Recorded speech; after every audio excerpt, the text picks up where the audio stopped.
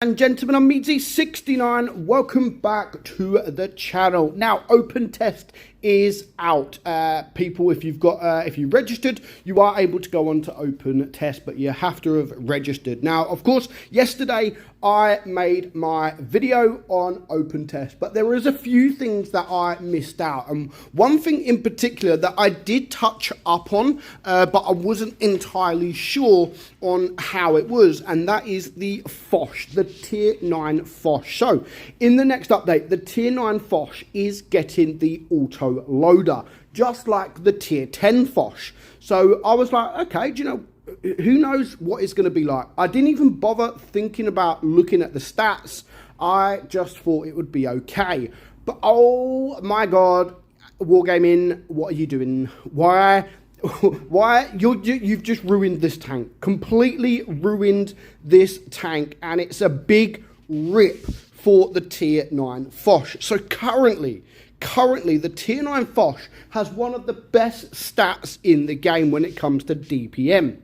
So your DPM, it is a single shot gun, and running it with the rammer, you have 3,905 DPM. That's one of the best in the game. Like, it's one of the best, what, third, maybe fourth best in the entire game. And it's not even a broken tank. It's not OP, it is perfectly balanced, just like that of the SU-12254, the Jagdtiger. These are all balanced tank, but yet they have fantastic DPM. The reload time is just 6.1 seconds, 6.1 seconds, and you're doing 400 alpha every single shot. Your APCR, you're at 340, and your HE, you're at 515. So the DPM is good. The penetration you can get by 320 on your APCR, and that is with me running with the rammer. Of course, you can get that up to a little bit more if you run it with calibrated shells. But I wouldn't recommend running it with calibrated shells because you have APCR. You're not going to get that much extra pen. So, what are Wargaming doing? What are Wargaming doing, and what is this tank currently like? You know, I love this tank. I've always loved this tank. I can't remember how it was before. I think Wargaming did buff it, and I think they might have even nerfed it a little bit. But overall, like, this at one point was one of my favorite Tier 9s in the game. It's amazing, you know. The armor is, well, the front, it's like a FOCH 155. The front plate is okayish. You can get bounces, but the sides and, of course, the rear, you could be HE'd, you could be absolutely destroyed. But if you're coming up against Tier 8 tanks, then you can actually get some bounces, just like we're going to do here. Nice miss from the M3 Yo there. So far, we haven't actually got any bounces, and to survive this, we do need a bounce. So what are we going to do? We're going to get a bounce. And that is what the FOCHs are capable of. Not just the Tier 9, but also the Tier 10 as well. And you're going to out DPM almost anything that comes your way.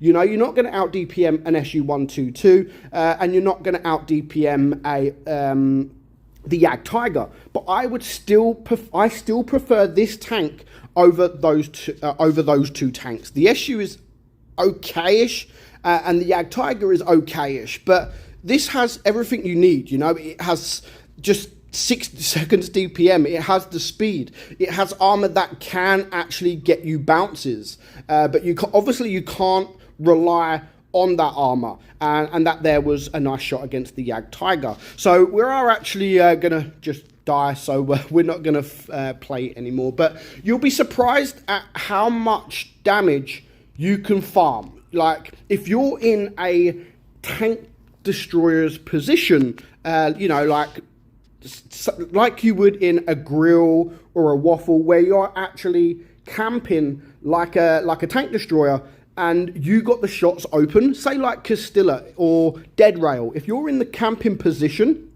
you'd be surprised at how much damage you could pick up. You're out DPM in any medium whether they're tier 9 or tier 10, you're out DPM in any medium that comes your way. So as long as you're in a position where they are unable to circle of death you, then that'll be a surprise, because a lot of people, you don't see the FOCH, you don't see the tier 9 FOCH that often. Here against the Object 268 version 4, we're going to get a nice bounce, which is what I mean, that the armor can work for you, but you just can't rely on that armor. And again, he's took his shot, and we're just going to bully him. We're just going to absolutely bully him. He's reloaded, or just about reloaded, so we're just going to make sure he turns. He's now shot, and there is nothing that this guy is going to be able to do. And like I said, because of the DPM, as long as you've got the shots available, you'll be surprised just how quickly your damage goes up. And at some point in the game, if you are camping like a tank destroyer, later on in the game, if you've got your hit points, like now, for example, it's a 6 versus 4. I still had full hit points. We can now rush. Now, I'm actually a noob against this 60 TP. I don't even penetrate him. I'm using APCR. You can see me trying to aim there, and I don't penetrate him once. So GG. But now let's just go and have a look at what the FOCH in this next update is going to be.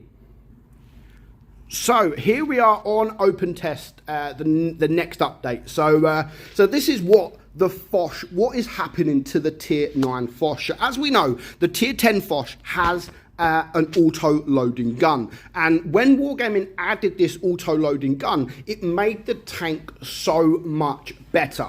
It made the tank so much better than it was. It's kind of like OP.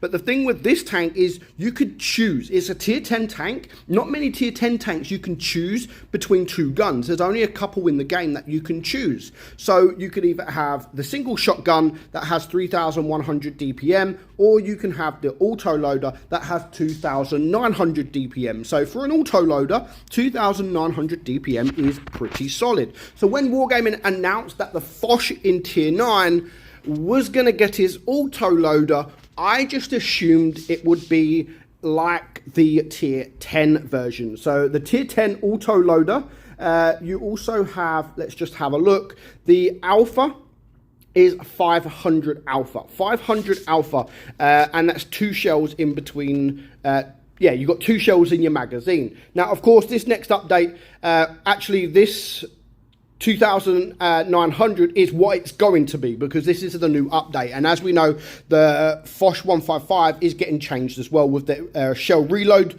time going to 3.75 and the magazine reload going at 16.84. So it is a little bit of a change there for the FOCH 155. But with the FOCH, so I was assuming maybe you can use both guns. No, you can't. It only has one gun. Like, seriously, so you can't even choose between the autoloader and the single shotgun, which kind of sucks, because this autoloader also has 2 shells, but it makes the DPM 2,400. 2,400. That is like almost that's around about 1,500 DPM less than it is now. 1,500 DPM less than it is now. That is crazy, absolutely crazy. And Wargaming are just ruining this tank. I mean, 2,400 DPM isn't like the worst for a autoloader, I don't think. But considering what it had, and it wasn't even OP, it was completely balanced. For this tank now to have an autoloader that has just 2,400 DPM, seriously. The thing with this, it's now got the autoloader. The damage stays the same. So it hasn't even got a 500 alpha gun. It's just a 400 alpha gun. So it's the same gun, except for it's got 2 shells, 1 shell, then 3 seconds, another shell, and then it's got a big reload of what's the reload? Let's have a look. Shell reload of 16.8 seconds, which is pretty much the same as the tier 10, except it doesn't have that alpha. So if Wargaming are going to make this tank change, I think either lower the reload or give it more alpha, because currently this tank is going to absolutely suck with that DPM. 1500 DPM less than it already is now. That's a big change. So let me know your thoughts on the change of the FOCH. Are you going to like it? Are you going to like the auto loader? Or are you now never going to play the tank? Do you think it should have more alpha? Or do you think the reload should be a lot less than it is now? Hope you enjoyed the video, guys. I'm Meadsy, and I'll catch you all soon. Bye-bye.